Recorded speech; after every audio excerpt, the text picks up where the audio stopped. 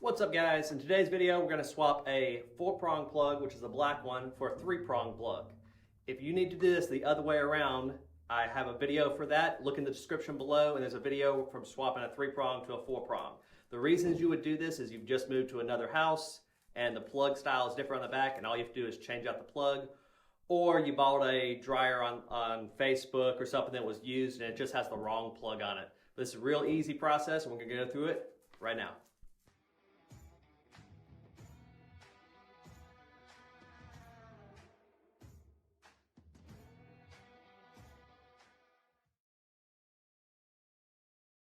All right, again, we got the black 4-prong plug on here and we're going to swap it out for the 3-prong plug. In the description below is the opposite way around if that's what you're looking for. All right, to start out, the tools you'll need a 1/4-inch nut driver, or you can use a socket wrench with a 1/4-inch, a 5/16 nut driver, or same thing, a socket, and you'll need a Phillips head screwdriver. And if you have one of these little cheap guys, this one came from Harbor Freight, but Walmart carries this type where you can swap out the little bit, flips over. The bigger one, that's 5/16 when you pull that out, and the smaller one on the other side, that's 1/4-inch. So you can use this tool for the entire thing if you have one of these. But otherwise, just grab what you got. Real easy job. We're going to take the 1/4-inch driver to start with, and we're going to take this plate off. And quite obviously, because we're swapping plugs, it's not plugged in. Don't kill yourself.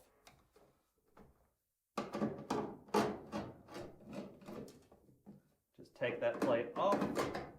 And now we're going to zoom in here on what we got going on. All right, so on this particular machine, these are 1/4-inch, and this one up here is 5/16. That's why we need the two different types.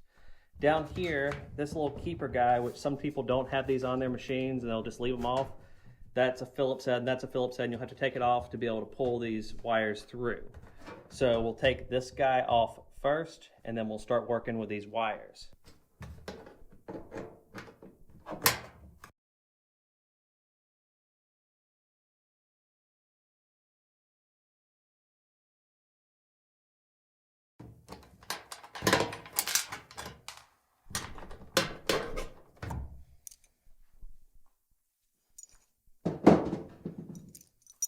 All right, and there we go. Just taking that guy apart. So those are a good idea. It's in case you pull it away from the wall. When it hits here, it's going to grab on. This wire will be held on with this metal piece instead of pulling on all of the actual wiring. It's a really good idea to use that. I know a lot of people skip it. It's a good idea to use that piece. All right, now that we got that off, we're going to take our 1/4-inch driver and we're going to take these 3 guys off. Careful not to drop them into this hole. If you drop them into this hole, you'll have to take this whole metal plate off to find them. And there is a crack in there that if they fall in, it's really difficult to get it back out of. So just be extra careful taking these guys out, not to drop them. As soon as it's loose, grab it with the other hand and pull it away from that hole.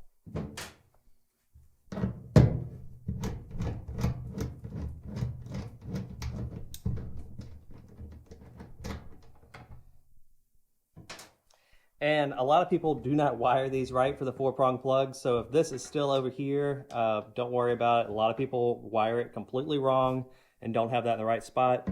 We're going to fix that anyway when we're working with a 3-prong plug.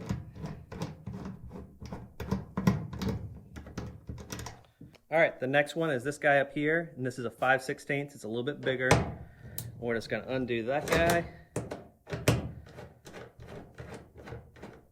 And it's easy to know which one it is. It's usually always green. Take it off, put it up here. And here's the thing we don't want to mix up. The screws we've taken off so far are these guys. And this guy held that plate into place, which was this guy. It's the wrong thread size compared to these others. These are like a coarse, very fine thread, where this one's a coarse thread. If you put that into this terminal block, it will strip out and you will ruin the terminal block. And if you think you're just going to tighten it down and it strips a little bit and it's slightly loose, it will overheat, could catch on fire, could be a big problem. So if you strip it out, it's a big issue. Make sure you don't accidentally mix up the coarse thread one when you're going to put these back together. It's a very common mistake that I see all the time in dryers that are turned into me, is this wire will overheat, and I'll notice it's the wrong screw they put in there. It's just like a spark plug. It'll just start sparking, arcing, and just a loose connection will overheat this, turn it into essentially a heating element, and overheat that wire and catch it on fire. So just be very careful to use the right screws in the right spots. All right, so now we got these all loose. We're just gonna pull these guys out and we're done with that plug. I would keep the plug just because you may move again and it might be the other plug when you get there, and you don't want to spend money again on another plug to store it somewhere in your laundry room in case you ever move and it's different. All right, now the 3-prong plug does not take the wire in the center like this, like the 4-prong plug did. We're gonna go back up and put this guy right here, right underneath the green screw. So let's go ahead and do that now. All right, and here's what we don't wanna do. We don't wanna strip it out, but we also don't wanna leave anything too loose. So nice and snug, not stripped. All right, the next step is we're going to put the new gray plug, and I'll put a link to this gray plug in the description below, and you can mess up and buy the wrong type of gray plug. The 3-prong plugs are also made for stoves, and a stove plug is different configuration than a dryer plug. So on a stove plug, all 3 of these are straight. There's not this L-shaped bent one on top. So you'll get there, you'll think you have the right one, you hook everything up, and you'll go to your wall and realize I've made a mistake, and you'll have to undo everything and go back to the store and swap it out. It's a nightmare. So when you go to the store, make sure you're not buying a stove plug. It should look just like this. There's probably 2 different types. This guy's made for the flat gray plug, and this guy's made for the round, slightly bigger plug. As long as it's squeezing it, it's fine. These guys, the ones for the 3-prong, are sometimes difficult to get together because they are one piece. It's not separated like the other one. So if you get here and you can't quite get that through, you can manipulate this a little bit with a screwdriver. If worst case, you can grab it with some pliers and bend it a little tiny bit to make it go back through that hole. So you just have to get it sit just like that, but sometimes that's a real pain and they'll be just factory made wrong and won't quite fit in there. But afterwards, we're going to open this up just a little bit with a flathead and push the wire through.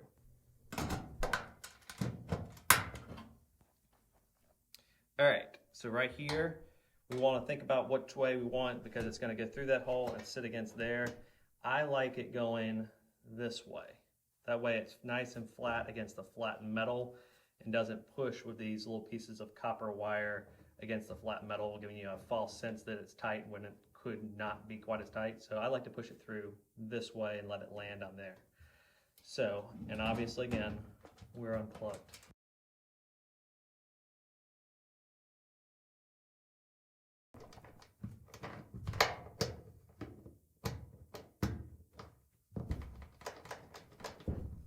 All right, and at the very end, I'm going to tighten this guy up, so in case I need to readjust a little bit, don't tighten up now, and we're just going to snug it up. It's just to hold these wires tight. All right, here we are again at the dangerous point of not dropping this screw and using the correct screws.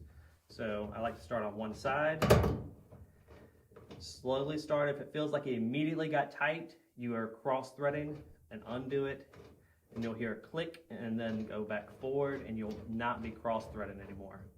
And you'll feel it get slightly snug. Just stop there. We'll snug them all up at the very, very end. The next one, you may have to adjust them a little bit.